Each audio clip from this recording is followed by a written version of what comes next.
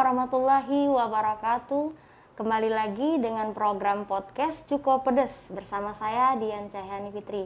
Nah, kali ini saya sudah ditemani oleh Dr. Mirza Susanti atau yang biasa dipanggil Dr. Santi. Halo, apa kabar Dokter Cantik? Halo juga Mbak Dian. Gimana kabarnya hari ini?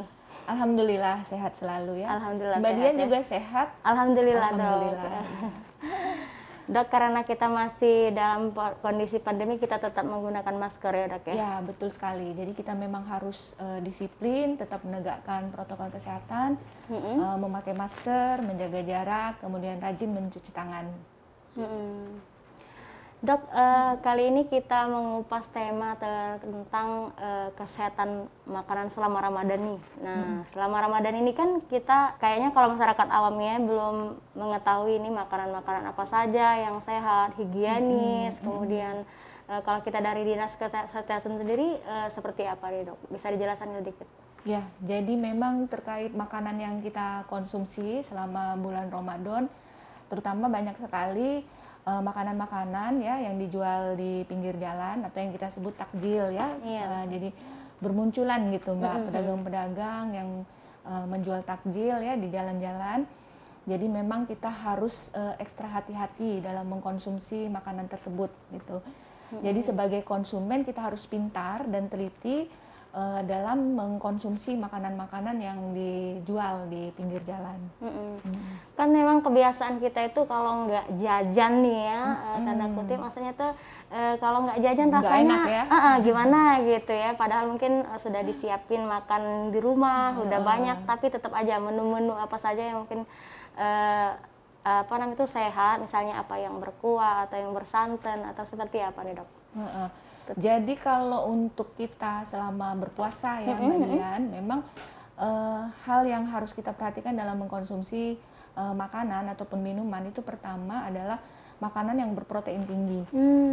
Karena pada saat puasa kita tidak makan ya mungkin hampir berapa itu dari jam 5 sampai jam 6 ya Mbak, 12 jam lebih ya. Jadi kita harus mengkonsumsi makanan yang tinggi protein, kemudian untuk keseimbangan gizi yang lain juga harus tetap kita perhatikan ya. Dan juga ekstra yang harus kita perhatikan adalah cairan tubuh. Jadi minimal itu satu hari kita mengkonsumsi 2 liter air. 2 liter air.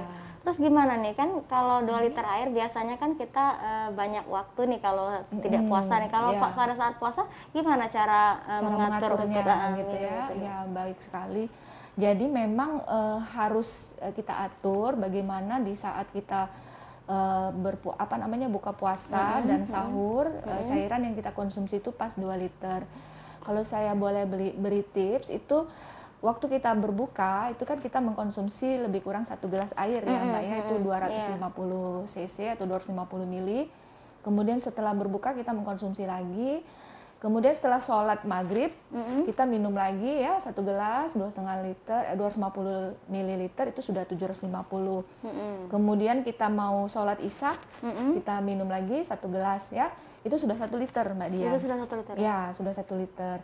Kemudian sebelum tidur kita bisa 1 sampai 2 gelas, itu sudah 1,5 liter. Nah kemudian pada waktu sahur begitu juga, sebelum sahur kita minum 1 gelas, sesudah sahur kita minum 1 gelas. 1 gelas. Ya, jadi lebih kurang 6 gelas pada saat berbuka, 2 gelas pada saat sahur, itu sudah memenuhi 2 liter air. Itu sudah cukup ya Dok ya.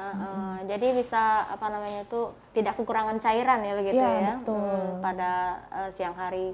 Karena cukup lama kan kita tidak beraktivitas, maksudnya tuh. Apalagi kalau untuk negara kita kan tropis ya Mbak, cuaca kan memang agak panas. Betul. Dok, kalau kita lihat kan seperti apa sih makanan-makanan yang mungkin kurang bagus nih, yang kurang tepat untuk kita konsumsi selama bulan puasa. Kemudian makanan-makanan apa saja sih higienis atau tidak higienisnya gitu kalau kita. Memang dalam memilih bahan makanan yang kita konsumsi itu tidak hanya faktor gizi yang kita perhatikan, tetapi tentu saja faktor keamanan, kemudian mutunya, kemudian juga persyaratan higienitas tadi ya Mbak ya.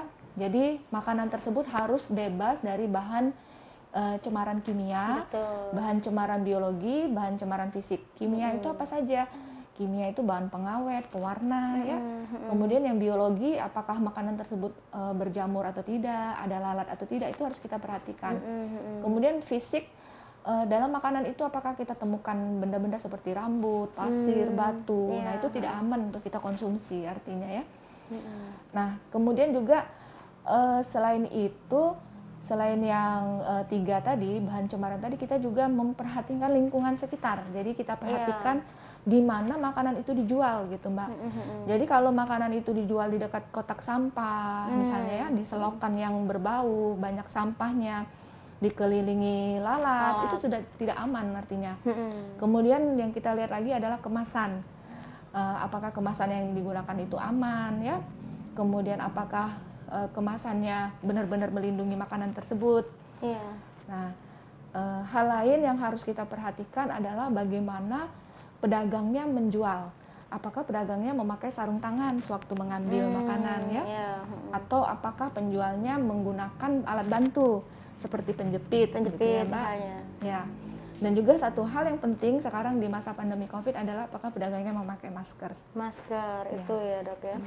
Tapi kan realita mungkin di lapangan itu kan bazar-bazar Ramadan itu kan banyak di pasar beduk itu kan, Dok ya. Umumnya itu yang sudah menjual makanan yang sudah jadi, nggak di tempatnya, seperti misalnya dia dimasaknya di rumah nih, itu sudah langsung dijual dan dijajakan langsung. Bagaimana kita melihat bahwa itu aman dan tidaknya gitu? Sementara kan kita tidak tahu kan? Jadi yang pertama kita perhatikan mungkin di kemasannya adakah sertifikat atau izin. Jadi ada nomor PIRT. Jadi kalau sudah ada nomor PIRT, insya Allah pedagang tersebut sudah memahami bagaimana cara mengelola memproduksi pangan yang aman gitu ya. Ya, dan insya Allah penjual tersebut sudah menerapkan. Kalau dia sudah terlatih dan mendapatkan sertifikat PIRT seperti itu. Kemudian kita lihat lagi, Mbak, penampakan makanan tersebut. Dari warnanya kan udah kelihatan. Mencolok ya. Ya, betul. Jadi kalau warnanya merah mencolok, hijau mencolok, biru mencolok, sebaiknya itu tidak dibeli, tidak dikonsumsi. Ya. Kemudian juga dari tekstur makanan kan, ada makanannya yang terlalu lembek, ya mungkin itu sudah basi, ya. Atau misalnya minuman ya, kemasan di minuman sudah menggembung, mungkin itu juga sudah mengandung bakteri gitu, sehingga terjadi pembusukan yang menghasilkan gas. Jadi kita betul-betul harus memperhatikan penampakan luar makanan minuman yang akan kita beli. Yang akan kita beli itu, Dok ya. Sampai sejauh ini, Dok, yang kata dokter tadi kan memang harus ada izin ya, izin dari itu. Kita sudah memantau atau mengawasi nggak, Dok? Sejauh ini pedagang-pedagang yang terdaftar lah ya. Ya, sejauh ini pemerintah Kota Palembang untuk bazar-bazar itu memang ada kunjungan rutin ya, terkait bazar, kemudian pasar beduk yang menjual takjil ya. Jadi di sana pemerintah Kota Palembang melakukan pengawasan ya, bagaimana pangan-pangan yang dijual, apakah memang aman, apakah sudah sesuai dengan persyaratan laik hygiene. Itu ya, Dok ya. Jadi memang kalau misalnya yang tidak terdaftar itu gimana, lolos dari ini kita, pemantauan kita? Oh ya, banyak juga sih, Mbak, yang memang belum memiliki sertifikat PIRT ya. Biasanya memang kita motivasi bagi mereka yang belum memiliki itu untuk segera melengkapi persyaratan ya. Paling hanya segitu ya, belum ada sanksi tegas gitu, hanya berupa sosialisasi, edukasi, seperti itu. Iya. Dan juga dari Dinas Kesehatan sendiri bekerja sama dengan DPMPTSP itu sudah beberapa kali mengadakan penyuluhan keamanan pangan gitu, gratis gitu, itu ya, Dok ya. Ya, untuk mendorong pelaku-pelaku usaha kecil agar mereka memiliki sertifikat. Itu kriterianya apa saja yang termasuk di poin-poin untuk sertifikat itu? Nah, biasanya itu adalah masyarakat kecil menengah ke bawah gitu, Mbak, yang tidak mampu, yang memiliki usaha industri rumah tangga, dan kemudian diajukan oleh ketua RT atau lurahnya atau ibu kader PKK-nya, karena mereka lah yang mengerti bagaimana kondisi perekonomian warganya gitu ya. Jadi silakan mengajukan ke DPMPTSP ataupun ke Dinas Kesehatan gitu. Betul. ada syarat-syarat tertentu mungkin makanannya harus benar-benar yang premium atau seperti apa? Misal kalau untuk kuliner ya, itu ada nggak syarat-syarat tertentu seperti itu? Syarat-syaratnya sih terkait yang produksi makanan tuh tidak ada ya Mbak. Yang penting makanan yang siap dikonsumsi, bukan makanan beku. Ya, itu ya. Kalau untuk makanan beku kita izinnya itu ke BPOM. BPOM. Oh iya.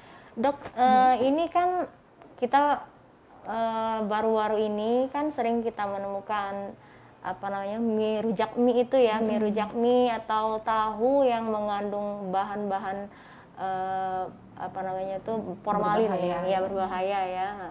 Itu seperti apa Dok dari kacamata Dinas Kesehatan sendiri kita melihatnya fenomena tersebut? Ya, memang hal tersebut sangat membahayakan ya bagi kesehatan masyarakat karena barang-barang atau bahan-bahan tersebut memang tidak baik untuk dikonsumsi seperti itu ya Mbak. Tidak bukan untuk bahan makanan tambahan pada pangan. Dan kalaupun ada bahan makanan tambahan untuk pangan itu ada dosisnya, jadi ada levelnya gitu ya, tidak sembarangan. Nah, masyarakat sendiri tidak paham sampai sejauh mana ambang batas bahan kimia yang boleh digunakan gitu. Jadi memang berbahaya sekali. Nah, untuk itu memang Dinas Kesehatan dan juga BPOM ya rutin melakukan pemeriksaan terhadap bahan pangan tambahan ya yang mengandung tambahan berbahaya seperti formalin kata Mbak Dian tadi ya. Kemarin juga di Cinde kalau tidak salah Ibu Wakil Wali Kota mengunjungi Ibu Wakil ya. Itu ditemukan bahan pengawet formalin ya. Betul.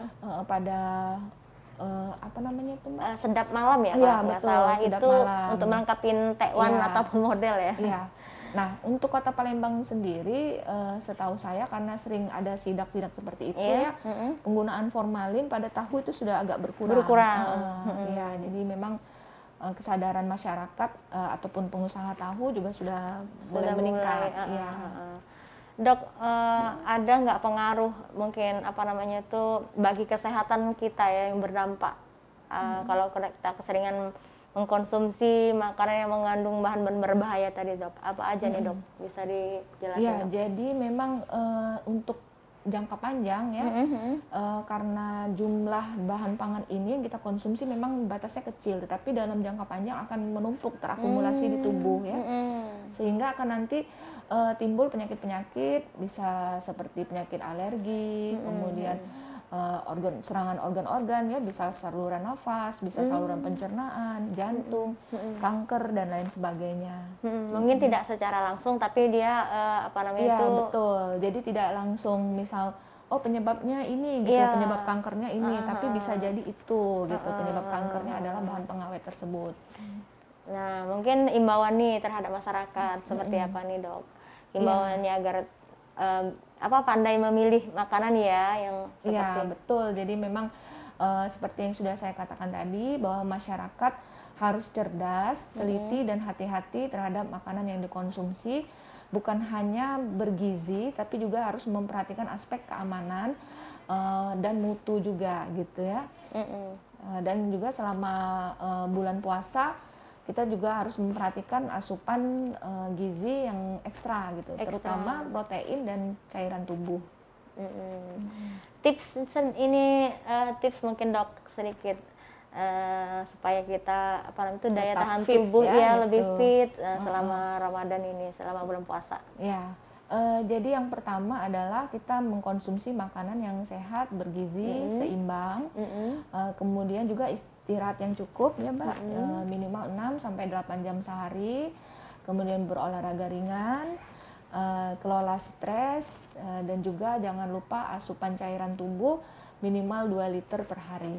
2 liter per hari, itu sudah cukup ya, bisa bikin kita lebih fit selama bulan puasa. Terutama di masa pandemi COVID ya, di masa pandemi COVID ini kita harus meningkatkan daya tahan tubuh, sehingga memang kita harus memperhatikan asupan dan juga untuk meningkatkan imun. Buah dan sayur ya, mungkin betul, bisa. Sayur dan buah yang banyak mengandung vitamin C. Itu ya Dok ya.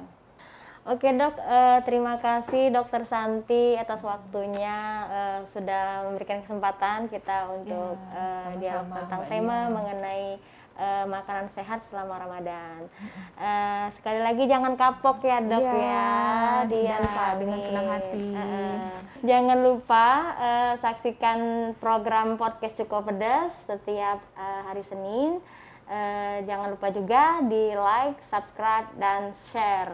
Terima kasih. Assalamualaikum warahmatullahi wabarakatuh. Waalaikumsalam warahmatullahi wabarakatuh.